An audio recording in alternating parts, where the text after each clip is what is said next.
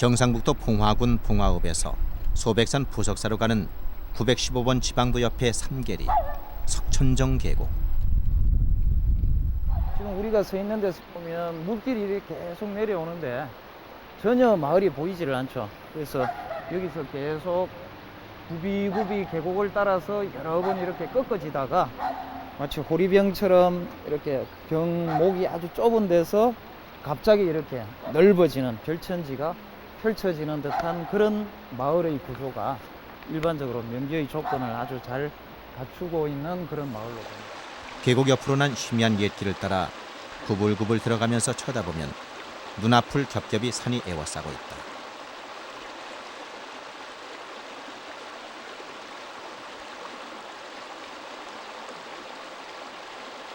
길은 점점 깊고 좁은 계곡 속으로 들어가고 있다. 밖에서 보아서는 이 안쪽에 마을이 있으리라고는 생각할 수 없는 곳이다.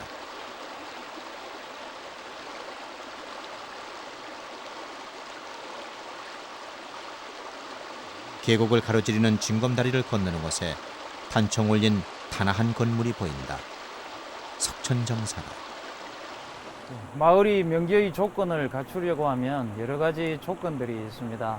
그런데 그 중에 하나가 휴식과 휴양을 할 수 있는 공간이 필요합니다. 보통 사대부가나 한옥들 중에서 유명한 곳들은 대부분이 이런 휴양과 휴식 또는 만남의 장으로 이용할 수 있는 정자가 반드시 있어야 됩니다. 지금 여기는 석천정사라는 정자인데요. 마을로 들어가기 전에 계곡에 아주 자연스럽게 정자가 들어섰습니다. 닥실마을 초입의 석천정을 지나서도 계곡은 계속 이어진다. 저 아래쪽에 기와집이 집중되어 있는 데가 권충제 고택이 저쪽에 있습니다. 저기가 이제 이 닥실마을의 가장 중심이 되는 영역인데요. 저 고택이 기대고 있는 산은 태백산에서 문수산, 그리고 문수산에서 계속 주맥이 남쪽으로 뻗어내리다가 덜을 열고 그리고 앞으로 물길이 이렇게 휘어지는 곳에 자리를 잡았습니다. 택리지에서 이야기하는 지리적인 조건을 상당히 잘 갖추고 있는 곳입니다. 이 마을은 조선 중종 이후로부터 세거지로 전해졌는데 권충제 선생 이후로 해서 많은 인물들이 났던 곳입니다. 한옥이 지어진 좋은 마을. 전국에 내로라 하는 풍수 전문가들이 꼭 다녀가는 곳. 풍수의 이론적인 점이 고스란히 구현된 곳이라고 한다. 그래서 이곳에는 권씨 일문이 500여 년이 넘게 이곳에서 세거지를 형성하고 있다. 조선시대 1519년에 충제 권벌이란 분이 이 터전을 잡은 분으로 금계 포란형의 길지로 명기라는 곳이다.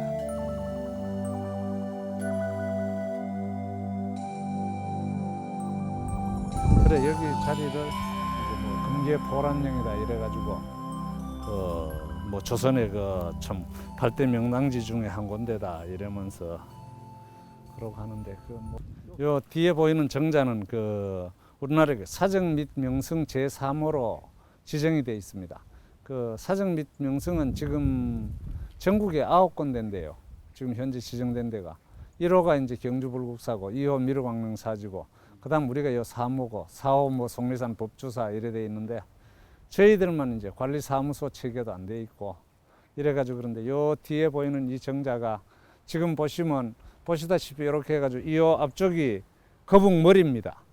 그래 이 거북 등에다가 정자를 지은 거예요. 그래 이제 거북은 물속에서 산다 이래가지고 주위에 뺑 돌아가면서 연못을 조성하고 여름이면 이제 논에 들어오는 물을 이용해가지고 똘물 대가지고 하는데 지금 겨울이 돼가 물이 없습니다. 그 요 정자는 서기로 1526년도에 건축을 한 겁니다. 여기에 미수 허목 선생 마지막 절필입니다. 88세에 쓰신 건데 이게 풀을 청자, 바위암자, 물수자, 도석자, 청암수석입니다.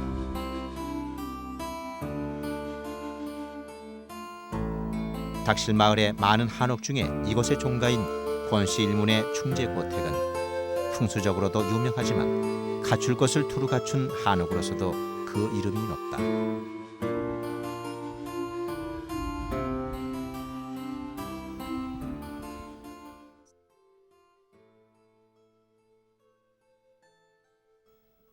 이 집은 풍수설에 근거해서 사당 옆에 토둔을 쌓아놓았는데 전에 이곳에 책을 발간하던 건물이 소실되자 집의 오른쪽인 청암정 쪽이 허하다고 해서 그곳에다 풍수설에 근거한 비보로 토둔, 흙언덕을 만들었다고 한다. 그리고 최근까지도 우물을 팔 수 없어서 청암정 쪽에서 물을 길러왔다고 한다. 옛날에 여기가 금제포란령이다 이래가지고 우물을 안 팠어요. 우물을 파면 그 달기 알을 품고 있는데 거기서 뽑아내면 피를 뽑아 올리는 거와 똑같다. 이래가지고 그 우물을 안 했는데 요즘은 그래 나도 지금 요 우물을 단밖에다 해놨어요. 집안 대소사가 많은 종택이다 보니 제사나 집안일로 손치는 일이 많았고 야간에 불 밝히는 것도 일이었다. 그래서 이 집에서만 보이는 독특한 조명법이 있었다. 여기 보면 이제 이렇게 난걸 걸쳐가 만날리 불을 떼놓으니까 이렇게 파있죠. 여기 이렇게 긴 걸 가지고 난걸 이렇게 이제 이렇게 걸쳐 놓는 거예요. 이렇게 놓으면 이 끝에다 이제 불을 붙여 놔놓으면 여기서 이제 이까지 옵니다. 긴 거 아주 긴 이 전주처럼 전주만한 걸 가지고 이렇게 해가지고 그래 이렇게 걸쳐 놓은 거예요. 그럼 맨날을 쓰겠네요. 며칠 쓰죠. 여기도 있고 아까 거기도 있었죠. 요 안에 들어오면 여기 또 있습니다. 사대 부가에 빠질 수 없는 것이 바로 사당이다. 특히 이 집은 권충제 선생이 불천이이기 때문에 사대 봉사 후 조묘를 하지 않고 영구히 제사를 받들어 모신다. 여기도 또 이렇게 돼 있잖아요. 이것도 이제 이 횃대를 걸쳐 놓는 거예요.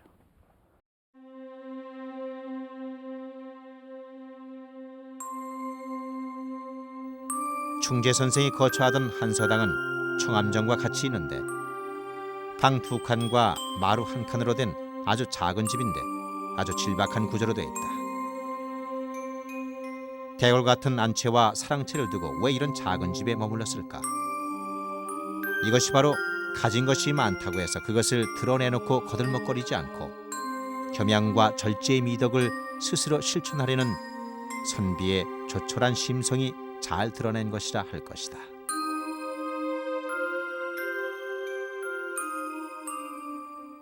아름다운 한옥이 들어선 닥실마을은 지금도 권충제고가를 비롯해 많은 한옥이 남아있는 마을이다.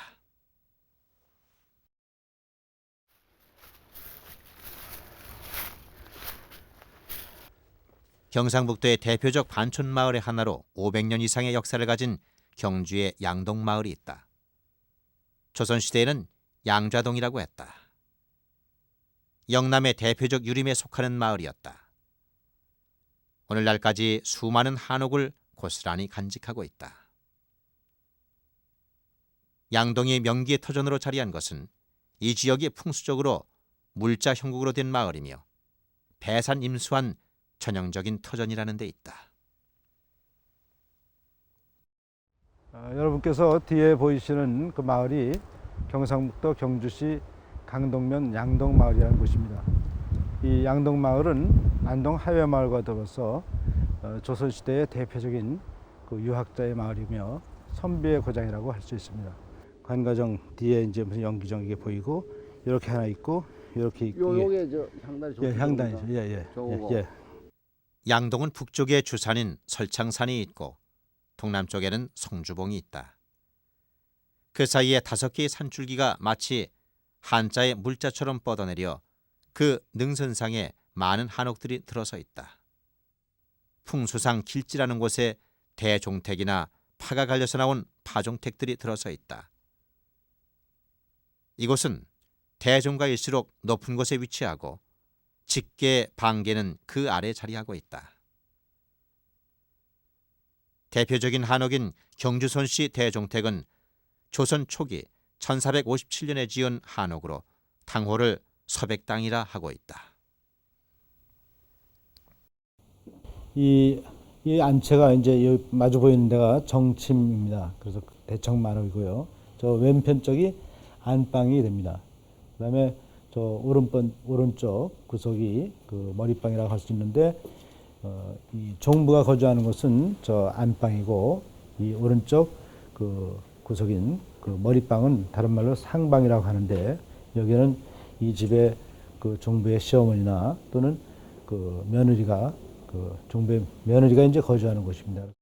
이쪽에 사랑채로 나가보도록 하겠습니다. 사랑채로 나가는 데는 이렇게 계단이 이렇게 돼 있고 이쪽에는 서고이기 때문에 이런 판벽을 둘렀습니다. 사랑채로 나가 보시면은 여기에 사랑채는 참으로 예쁘게 꾸며져 있습니다. 사랑에는 4분 앞 불밝기 창이 아름다운 문살로 장식돼 있다. 사랑 주인이 혼자 거처하기에 알맞은 공간으로 서구 쪽으로 통하는 곳에도 4분 앞 불밝기 창이 좌우에 붙어서 현란하게 보이기도 한다.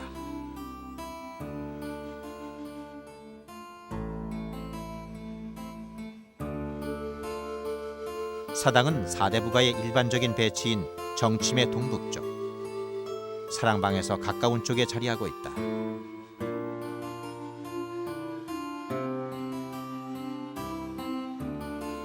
정침인 안채는 두리기둥을 사용해서 기둥을 높직하게 세웠다. 그리고 세벌대의 기단 위에 위엄 있게 앉았다.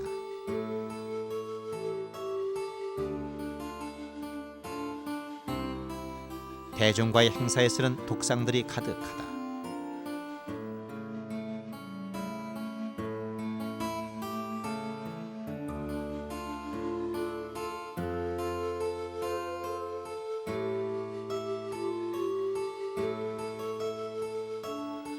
대청은 6칸으로 널찍하다. 쓰는 방보다 대청은 몇 배나 넓다. 대청이 가장 높은 공간이기 때문이다. 죽담은 위로 갈수록 높아지고 회벽을 바른 안채가 매우 정갈해 보인다.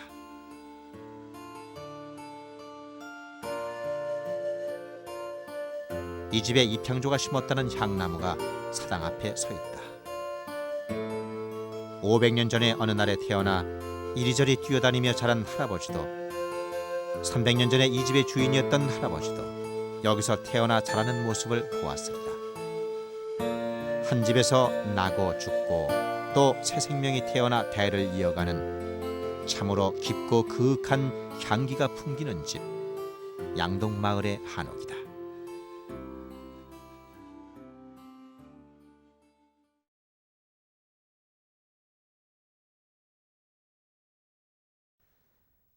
아름다운 한옥이 지금까지 남아있다는 것은 예나 지금이나 넉넉한 재물이 있지 않고는 건사하기 어렵다. 이중화는 택리지에서 재물이란 하늘에서 내리거나 땅에서 솟아나는 것이 아닌 까닭으로 기름진 땅이 첫째이고 배와 수레를 이용해 물자를 교류시킬 수 있는 곳이 다음이다라고 하고, 기름진 땅으로는 전라도 남원과 구례, 경상도 성주와 진주가 첫째라고 했다. 그 경상도 성주 땅에 고졸하고 유연한 마을이 있으니 한계마을이다.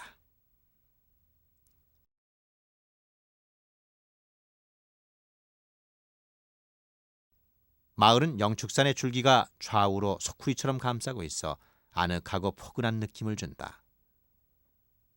마을 앞으로 낙동나루터를 건너 대구로 가는 길이 있고 큰 거울인 성주읍이 가까이 있다.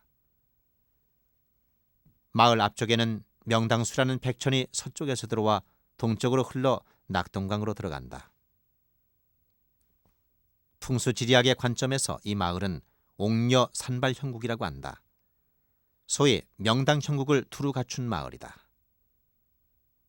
지금부터 약 500년 전에 조선 왕조 세종 기록에 10년이라고 되어 있는데 저에게 18대 조지는 그 당시에 진주 목사를 하신 분이 이 동네 입향조가 됩니다. 그래서 그때부터 쭉 한 성만 이렇게 같이 한 동네를 이루고 살고 내려오는 집성촌입니다.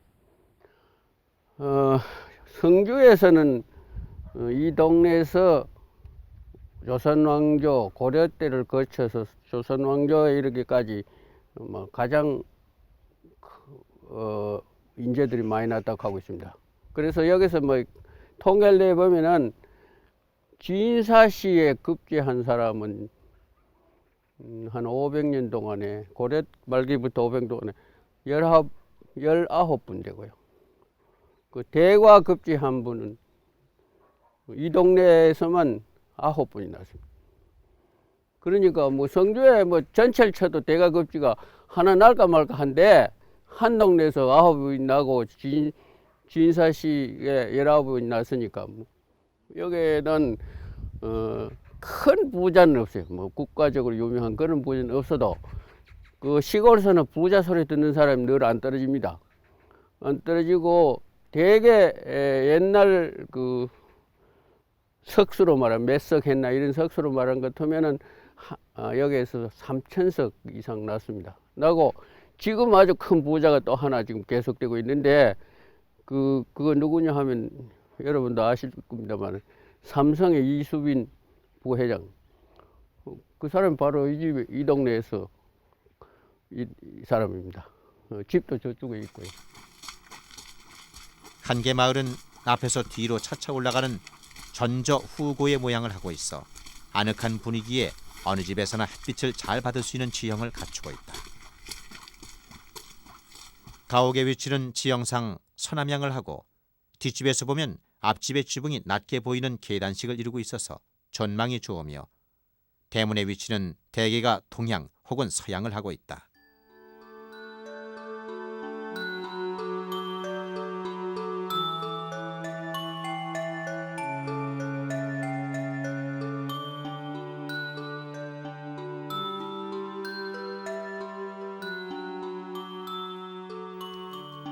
교리댁은 사간원 사간을 지낸 이석구가 1760년에 지은 집으로 600여 평의 대지에 자리하고 있는데 이석구의 현손 이귀상이 홍문관 교리를 지냈기 때문에 붙여진 이름이다. 안채는 중문을 사이에 두고 사랑채와 떨어져 독립돼 있는데 경북 지방이라도 이것은 산곡간이 아니라서 그런지 미음자형 집이 아니고 개방형인 기역자형 집으로 되어 있다.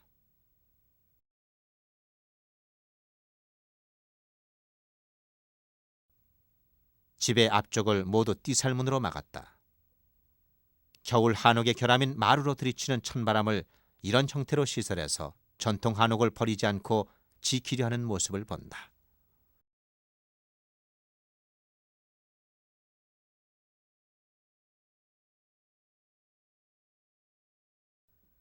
조선시대 사도세자의 호위직을 맡았던 이성문이란 무관은 사도세자가 뒤주 속에서 참사당한 후 고향 한계로 내려와서 집의 북쪽에 살인문을 내고 매일같이 사도세자가 있던 북쪽을 향해 재배를 하였다 해서 북비고택이라는 한옥이 있다.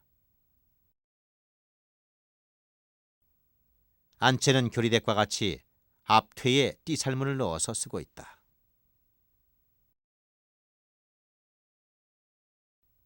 이 북비고택의 사랑채는 보기 드물게 단정하다. 한 칸밖에 안 되는 작지만 판문을 단 내루까지 있는 것을 보면 집의 격이 한층 올라간다. 사랑채는 방이 3개, 부엌 1개, 마루로 구성되어 있다. 둘이 기둥을 쓴 사랑채는 목재의 반듯반듯한 치목과는 달리 덤벙주추에 울뚝불뚝한 막도를 쓴 것이 유난히 눈에 띈다. 한국의 전통 건축의 한 방식이기는 하지만 참으로 의도된 생각이 없고는 이렇게 쓸 수가 없다. 한아름 정도밖에 안 되는 바위 하나를 다듬지 못해서 저렇게 자연 그대로의 돌을 쓰지는 않았을 것이다.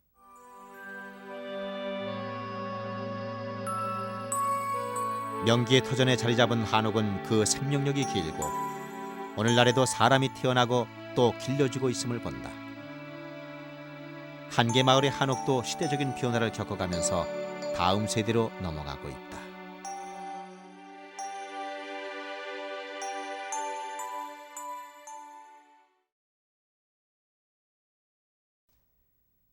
좋은 터를 마련하기 위해 3대를 적선해서 얻었다는 물돌이 마을로 잘 알려진 하회 마을.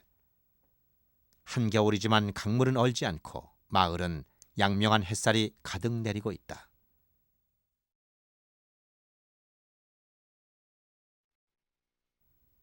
하회 마을은 기품을 지닌 한옥이 가득 찬 곳이다.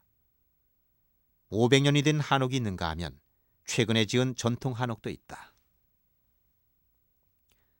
무엇이 이곳을 흘러간 조선시대의 마을이 아니고 지금도 살아서 팔팔한 기운을 가지게 만드는 것일까?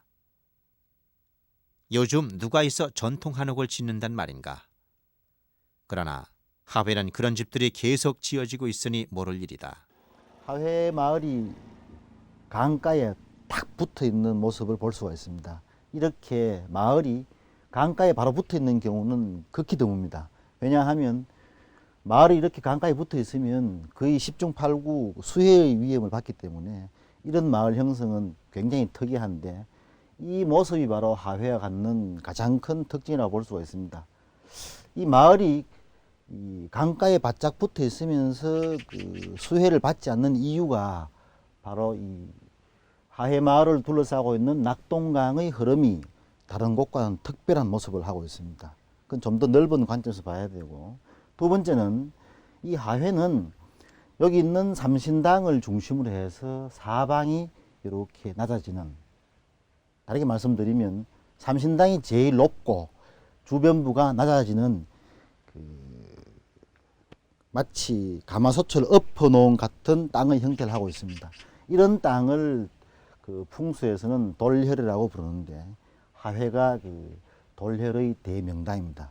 그렇지만 일반인들은 이런 사실을 느끼기가 좀 힘이 들고, 이 결국 수해의 위험을 무릅쓰고 배산 임수의 그 보편적인 마을의 형태를 띠지 않고 물 가까이 마을이 자리를 잡으면서도 훌륭한 인물이 배출되고 오늘날까지 그 마을의 명성을 유지할 수 있었던 것은 풍수학상 이 마을이 돌혈의 명당에 자리를 잡았다는 것을 제외하면 다른 설명은 다른 쪽으로는 설명하기가 상당히 힘이 든다 이렇게 보시면 되겠습니다.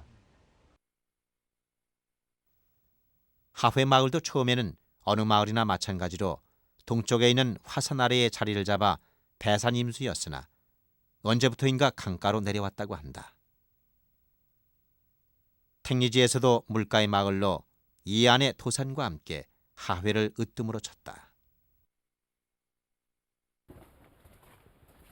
여기가 하회 그 하당이라고 부르는 삼신당인데 하회 마을 사람들이 그 마을 신으로 모시는 곳이고, 풍수적으로는 이곳이 그 마을의 혈처 제일 중심부, 아까 말씀드린 대로 마을이 그 중앙이 제일 높고 사방으로 낮아진다고 말씀을 드렸는데 그 중앙 제일 높은 지점이 되겠습니다.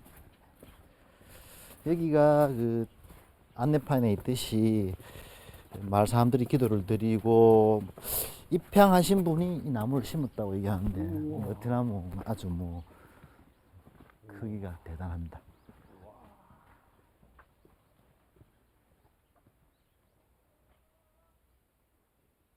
여기서는 그럼 뭐 어떤 일을 합니까? 이게 당신 마을 신이죠. 마을을 지켜주는 수호신. 그냥 마을의 중앙이 높으니까 그 전저후고 이래서 마을 그 집을 지을 때 집 뒤가 높고 앞이 낮아야지 안정성이 있으니까 자연히 이곳을 중심으로 해서 그 마을의 집들이 그 사방으로 이렇게 형성이 됩니다. 하회의 대표적인 그 가옥이 대종택인 여기의 그 양진당과 동생인 그 서예 선생의 중효당, 이 두 건물이 대표적인 건물인데, 이 양진당이 보고 있는 이쪽이 남쪽입니다. 그리고 이 중효당이 보고 있는 것이 서쪽인데, 이 형제분이 그 집을 지으면서 이렇게 직각으로 집을 짓는 경우가 드뭅니다. 그 이유는 이 양진당이 이 건물이 하회에서 제일 먼저 세워진 건물인데, 이 건물을 지을 때 여기 있는 그 혈처 삼신당을 기대고 남향을 했습니다. 남향을 하면 뭐 가장 우리나라의 기후 혹은 지형상 살기가 좋다는 건 익히 알려진 사실이고, 그런데 이 양진당 앞에 중효당을 짓게 되면 중효당이 양진당을 가릴 뿐더러 양진당이 바라보고 있는 그 맞은편 남산, 안드라고 부르는데 이 남산을 가리게 됩니다. 그리고 중효당을 양진당 앞으로 더 나가게 되면 이 집 자체가 마을의 중심 혈처에서 너무 떨어지기 때문에 기운을 받기도 어려워집니다. 이 문제를 해결하기 위해서 그 양진당과 가까이, 혈처와 가까이 있으면서 90도 각도로 틀었습니다. 그래서 서쪽을 향하게 되는데, 서쪽을 향하니까 자연적으로 이 중효당은 그 채광이나 그 난방에 문제가 생기기 때문에 실제 집 전체는 서양을 하고 있지만 중효당에 있는 안채나 사랑채의 구조는 그 남쪽에서 들어오는 빛을 활용하기 위한 아주 그 고도의 기법을 사용하고 있습니다. 충효당의 사랑채는 전면에 보기에도 좋지 않은 판벽을 시설하고 있다. 이것은 바로 여름날에 서쪽에 지는 뜨거운 햇빛을 차단하려는 의도에서 만들어진 것이다. 그러면서 건물이 서양하였지만 남쪽 벽면을 막지 않고 터서 그것으로 출입문을 내어 밝은 빛을 받아들이도록 해놓았다. 이것은 결국 좋은 터에 집을 안치기 위해 고려한 결과가 아닐까.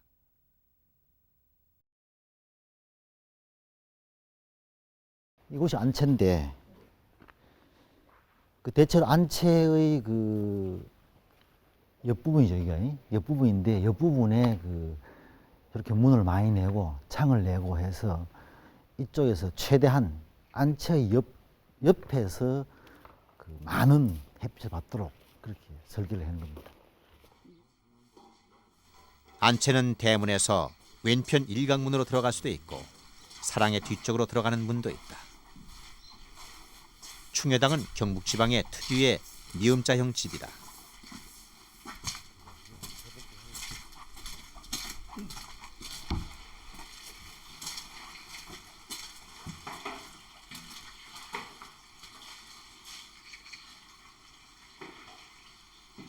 안채의 정침은 높은 대돌 위에 섰다. 기둥 또한 매우 높직하다. 집은 서양이라도 안채의 윗방에서 문을 열면 남향의 남산이 잘 보인다.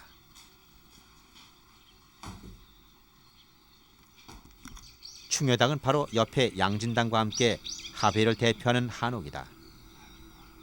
하회에는 충효당 외에도 북촌댁, 남촌댁, 비년정사, 원지정사 등 중요 민속 자리로 지정된 한옥이 많이 있다.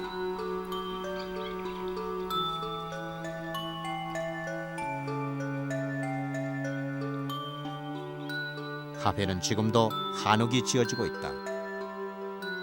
조선시대 노비와 하인들이 있어야 살 수 있는 한옥이 아니라 21세기 오늘의 가족이 살기 위한 한옥이 지어지고 있는 것이다. 무엇이 오늘의 하회에 한옥을 지을 수 있도록 하는 것일까? 도혈의 땅, 명기이기 때문인가?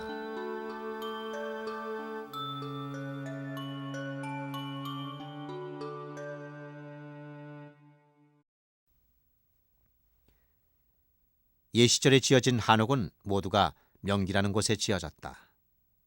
뒤로는 산을 등지고 매서운 북서풍을 막았으며 앞으로는 물과 너른 들이 있고 여름이면 시원한 남풍이 불어오는 곳. 인근에 아이들 교육시킬 서당과 서원이 가까이 있고 그러면서 경계 좋은 곳에 정자가 있어서 심신을 도야하고 차고 단 샘물이 있어 마르지 않는 곳. 이런 곳을 일러 명기라 하고 그런 곳에 복록을 누리며 사는 집을 명가라 하였다. 벼슬살이 하다가 물러나면 고향으로 돌아가는 것이 옛사람들의 자세였다. 벼슬의 연년에 서울 언저리에 머물러 있는 것은 선비로서의 자세가 아니라고 생각했다. 그리고 향리에 내려와 은거하면서 후학을 가르치고 여생을 보내는 것이 선비의 갈 길이라고 생각했다. 고향에 집을 두고 도회지에 잠시 나갔다가 일이 끝나면 곧바로 집으로 돌아오는 것처럼 출사를 마치고 고향집으로 돌아오는 것은 조금의 망설임이 없이 뚜렷했다. 그들이 돌아와 살았던 집이 바로 오늘날 고향에 남아있다. 10대조 할아버지도 돌아왔고 7대조 할아버지도 돌아왔으며 고조 할아버지도 돌아왔다. 그러기에 오늘날 아름다운 한옥이 고향에 남아있는 것이다.